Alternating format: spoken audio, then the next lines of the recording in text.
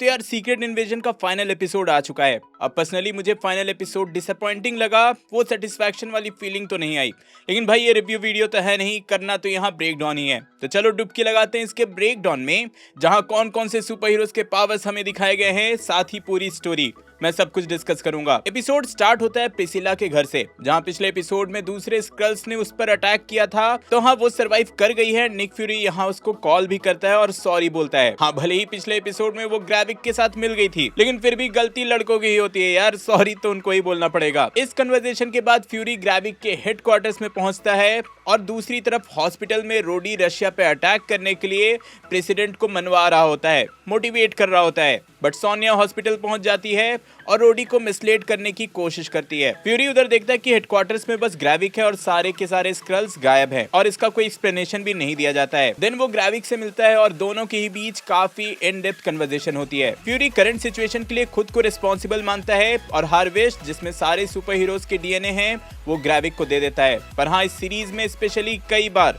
Captain Marvel को अलग से मेंशन किया गया है जब भी हार्वेस्ट की बात होती है। तो हाँ, मुझे लगता है कि इन फ्यूचर यही हार्वेस्ट का प्लॉट कंटिन्यू हो सकता है कैप्टन मार्वल की मूवीज में, जो कि इसको कनेक्ट करेगा। उधर हॉस्पिटल में रोड्स के लोगों पर अटैक होने लगता है, एक एक करके प्रेसिडेंट के सारे गार्ड्स मारे जाते हैं और ये सब वहाँ कर रही होती है सोनिया। इवन प्रेसिडेंट रशिया पे अटैक का परमिशन भी दे देता है, ये सोच के कि रशियंस ने ही उस पे अटैक किया है। ग्रेविक हार्वेस्ट चेक करता है और यहाँ हमें कई सारे सुपर हीरोज एंड विलन्स के डीएनए देखने को मिलते हैं। स्क्रीन पे हमें उनके नाम भी दिखाए गए हैं। चलो एक एक करके सारे नाम बता देता हूँ। Ghost, Captain America, Corvus Glaive, Thanos, Outrider, Proxima Midnight, Captain Marvel, Abomination, Mantis, Skull Obsidian, Drax, Korg, Ebony Maw, Frost Beast, Hulk, Chitauri, Valkyrie, Thor, Gamora, Flora Colossus यानी कि Groot, Winter Soldier, Black Panther, इन सारे की ही DNA उस harvest में होते हैं। तो हाँ, ऑलमोस्ट सारे ही कैरेक्टर्स जिनके पास सुपर पावर्स थे, उनके डीएनए इस हार्वेस्ट में हैं।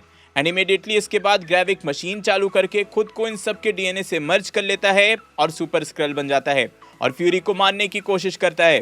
बट टू एवरीवन सरप्राइज यहाँ रिवील होता है कि ये गाया थी, जिसने फ्यूरी का रूप लिया था और वहाँ पहुंच गई थी। एंड सिंस वो भी मशीन के बीच में थी, तो वो भी अब सुपर स्क्रल बन चुकी है। और जो रियल फ्यूरी है वो दूसरी तरफ रोडी को रोकने गया है। पहले ग्रेविक और गाया के फाइट पे आए तो फाइट में कई सारे सुपर हीरोज के पावर्स हमें देखने को मिले हैं। जैसे पहली शॉट में गाया हल्क के हाथों का यूज करती है, देन ड्रैक्स के हाथों का भी। हम देखते हैं दोनों ही कैरेक्टर्स एक्सट्रीमिस्ट वायरस का भी यूज करते हैं। इस शॉट में ग्रेविक का एक हाथ कल ऑब्सिडियन का होता है और दूसरा ग्रूट का। देन गाया इवन घोस्ट के पावर्स का भी यूज करती है, फ्रॉस्ट बीस्ट के आइस के पावर का भी यूज करती है। देन दोनों ही कॉर्क के पत्थर जैसे हाथों से एक दूसरे पे अटैक करते हैं। इवन ग्रेविक इबोनी मॉ के मैजिक तक का यूज कर लेता है। पता नहीं कैसे मैजिक जो सीखी जाती है वो डीएनए में कैसे आ गई, बट हाँ, वो इवन मैजिक का भी यूज कर पा रहा है। उधर हॉस्पिटल में फ्यूरी प्रेसिडेंट को समझाने की कोशिश कर रहा है कि रोडी स्क्रल है, रशिया पे अटैक रोक दो। And in the end Fury Rhodey को मार देता है और प्रेसिडेंट को पता चल जाता है कि हाँ, वो स्क्रल था, जिसके बाद रशिया पे अटैक रोक दिया जाता है। उधर फाइट में दोनों कैप्टन मार्वल के पावर्स का यूज कर रहे होते हैं, एक दूसरे पे अटैक कर रहे होते हैं और जैसी गाया हारने वाली होती है, मैंटिस का पावर्स का यूज करके वो ग्रेविक को ही सुला देती है। अब देखो, मेरे अंदर का जो 14 साल का बच्चा था वो शायद ये वाला फाइट सीन बहुत इंजॉय करता, बट जो 28 साल का देसी मर्द है वो इस इंटेंसिटी को फील नहीं कर पा रहा था। लिटरली यही लग रहा था कि भाई कुछ भी हो रहा है। खैर, ये तो सबका अपना अपना ओपिनियन है। यहीं पर बाद में कैप्टन मार्वल के पावर्स का यूज करके गाया ग्रेविक को मार देती है।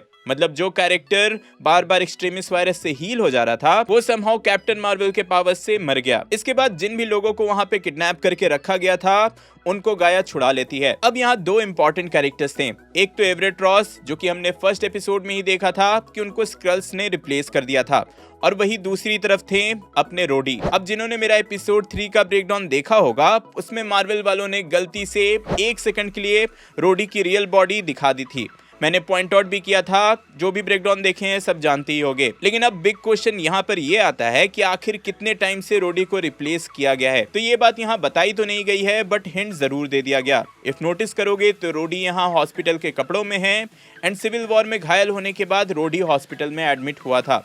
तो हाँ, चांसेस हाई हैं कि सिविल वॉर की इवेंट्स के टाइम से ही रोडी रिप्लेस हो चुका है एंड उसकी जगह एक स्क्रल ने ले ली है, विच मीन्स कि रोडी को ये भी नहीं पता कि इसका बेस्ट फ्रेंड टोनी स्टार्क अब मर चुका है, जो कि सही में जब उसको पता चलेगा तो एक बहुत ही इमोशनल सीन होगा। देन सब कुछ रिजॉल्व होने के बाद प्रेसिडेंट पब्लिक स्टेटमेंट देता है कि उनको पता चल चुका है कि स्क्रल्स ने उनके कॉन्वॉय पे अटैक किया था एंड एज रिजल्ट प्रेसिडेंट बोलते हैं कि जितने भी एलियंस अर्थ पे रह रहे हैं उनको वो एनिमी डिक्लेयर करते हैं। अब अगर आपको याद हो तो इवन अर्थ पे एसगार्डियंस भी रहते हैं, तो उनके स्टेटमेंट से तो ऐसा ही लगता है कि इवन एसगार्डियंस को भी अब एनिमी मान लिया जाएगा। ऑब्वियसली प्रायोरिटी में स्क्रल्स ही होंगे। आगे हम देखते हैं क्योंकि अब गाया के पास सुपर पावर्स हैं, तो सोनिया उसको अपने टीम में रख लेती है एक दूसरे के हेल्प करने के लिए। इसके बाद फ्यूरी प्रेसिडेंट को कॉल करके बताता है कि उसने कितनी बड़ी गलती कर दी है, सारे स्क्रल्स को एनिमी डिक्लेयर करके इनडायरेक्टली उसने वॉर स्टार्ट कर दिया है। एंड इन रिजल्ट हम देखते हैं कि भाई कई लोग रैंडमली हाई पोजीशन वाले लोगों को मार रहे हैं, ये सोचते हुए कि शायद वो स्क्रल्स हैं, जिससे कि कई सारे इनोसेंट लोग भी मारे जा रहे हैं। जिस पर प्रेसिडेंट रिस्पॉन्ड करता है कि अगर ये सब रोकना चाहते हो, स्क्रल्स की इतनी ही चिंता है,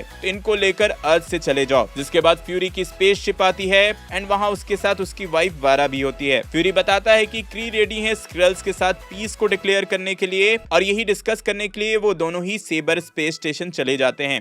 विच मीन्स कि अब इस सीरीज के आगे की स्टोरी दी मार्वल्स मूवी में दिखाई जाएगी। वहीं इसके आगे की स्टोरी कंटिन्यू होगी, जहां हमें क्री और स्क्रल्स का डिस्कशन देखने को मिलेगा। और रही बात रोडी की स्टोरी की, तो वो आर्मर वॉर्स की मूवी में कंटिन्यू होगा। एंड इस बीच अर्थ पे स्क्रल्स को लेकर केओस मचा रहेगा। ओवरऑल ये एंडिंग मेरे लिए लैंड नहीं होती। जहां फर्स्ट 5 एपिसोड का एक्सपेरिमेंट मेरे लिए अच्छा था, बट ये फिनाले एपिसोड मेरे लिए तो बिल्कुल नहीं था। पर हाँ, आपको ये कैसा लगा कमेंट में जरूर बताना। और हाँ, जाने से पहले ऐसी और कंटेंट के लिए चैनल को सब्सक्राइब करके जाना। ओपेनहाइमर का मेरा रिव्यू देखने के लिए ऊपर वाली वीडियो देखिए, एंड बारबी एंड ओपेनहाइमर का बॉक्स ऑफिस कलेक्शन जानने के लिए नीचे वाली। मैं जल्दी और नई वीडियो लेकर आऊंगा। टिल देन बी देसी बी नर्ड।